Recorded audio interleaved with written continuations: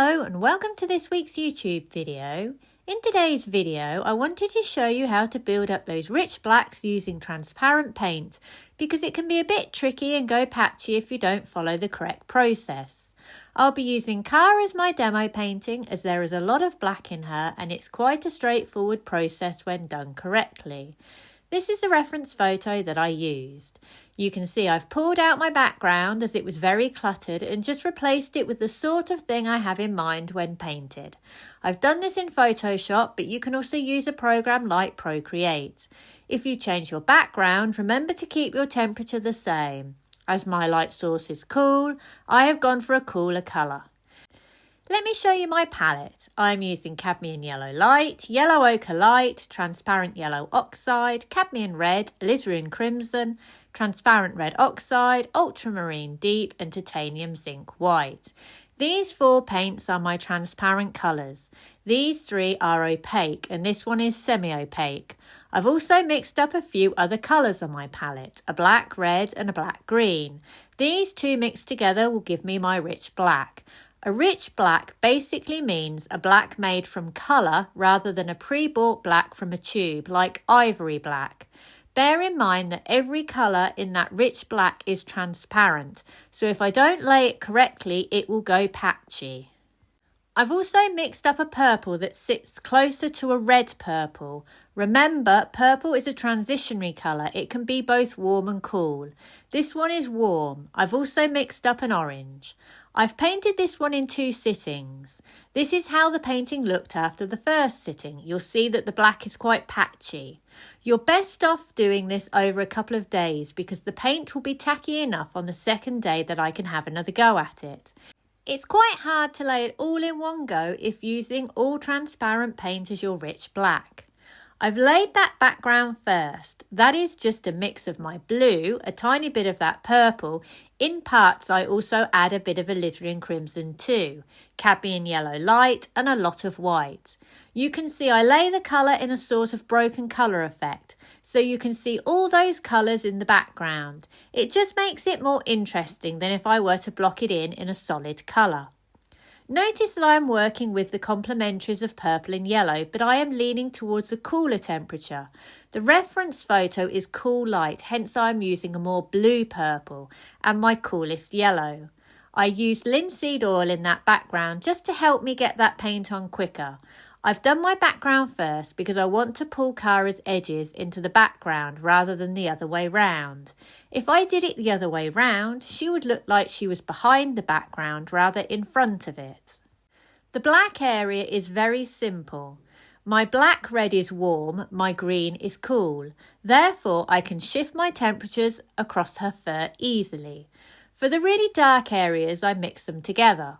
This gives me my darkest value. Then as I move out of these areas, I use my black red, which is a slightly lighter value. I have a temperature shift at this point here across her back, and I use my black green. I then mix both colours together and add a bit of white to give me the lighter value on this part of the back. And it really is that simple. I do the same for the face. Notice how I'm working with my complementaries of green and red. The ear is just a mix of my purple, a little black red and my orange. Where I need to lighten it, I use my yellow ochre light. Do not use white in this mix, it will kill the warmth of that dark value. I use my rich black over the top of this colour as I move towards the fur and add a little white to my black to give me that lighter, cooler fur you see in the ear. The white areas are a little bit more tricky, mainly because they are actually quite dark in value and it is easy to go too light with them. So my focus at this point is to get my values correct and make sure I am correct with my temperatures also. If I am out with my colour, it doesn't matter so much, I'll fix it on my second pass. The complementary pairings I am using are blue and orange and also purple and yellow, similar to the colours I used in my background. I'm using my Art Master flat brushes to lay my paint on this first layer. This is how the painting looks at this point. Notice how patchy that paint is. On the second day, my paint is still wet, but it's slightly tacky. I tackle the white areas again first, as I can see I am out with my values. The paint in my white area is much more opaque because it contains white. I can therefore still use my Art Master brushes if I am careful. Plus, white is pretty stiff, and it would be hard to do this with a softer brush. I'm laying the paint a bit like you would with a knife. I'm not brushing it on. I can pull and pull that paint around until I've got the right value. I'm using the same colour combination as I did the previous day. For the black areas, I'm using my Eclipse combers. If I attempt to do this with my Art Master brushes, it would take the paint off. I can go quite thick with the paint in really dark parts, but I like to vary the thickness of my paint so leave some areas a bit patchy. I think it makes the finished painting look more interesting.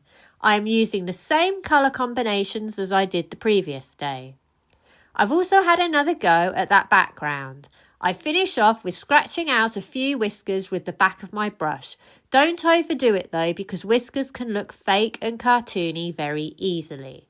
To recap then, when using a rich black, make sure you understand the properties of your paint. You need to know what colours are transparent and what are opaque, and then use the appropriate brush. If using transparent colours in your blacks, lay your paint over subsequent days to build up the value and richness of colour. I hope you've enjoyed today's video and found it useful. Please like and subscribe if you can, and check out my website sarahhallidayart.com, where you will find examples of my work and also details of online classes that I run. Thank you for watching, and see you for the next one.